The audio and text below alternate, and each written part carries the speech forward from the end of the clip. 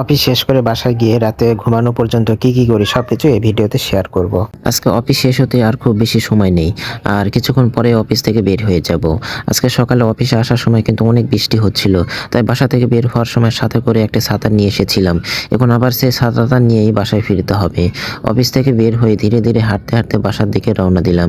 কিছুক্ষণ হাঁটার পর অবশেষে বাসায় পৌঁছে গেলাম। বাসায় এসে প্রথমে রুমটা একটু ঝাড়ু দিয়ে পরিষ্কার করে নিলাম। তারপর রান্না করার জন্য চাল ধুয়ে নিলাম। চাল ধোয়া শেষ করে রাইস কুকারে বসিয়ে দিলাম যাতে ভাতটা হয়ে যায়। এরপর ফ্রিজ খুলে একটা নারিকেল বের করলাম। ভাবলাম একটু নারিকেল খাওয়া যায়, তাই বসে বসে আরাম করে নারিকেল খেলাম। নারিকেল খাওয়া শেষ করার পর গোসল করার জন্য প্রস্তুতি নিলাম। আজকে যে শার্ট আর গেঞ্জি পরেছিলাম সেগুলো বালতিতে ভিজিয়ে রেখে দিলাম যাতে গোসল করার সময় ধুয়ে দিতে পারি। তারপর গোসল করে নিলাম। গোসল শেষ করে এসে দেখে ভাতও রান্না হয়ে গেছে। তখন বসে বসে শান্তভাবে ভাত খেতে শুরু করলাম। ভাত খাওয়া শেষ করার পর আজকে কম্পিউটারে তেমন কোনো কাজ নেই, তাই ভাবলাম আজকে একটু তাড়াতাড়ি ঘুমানো যায়। এজন্যই বিছানাটা গুছিয়ে নিলাম।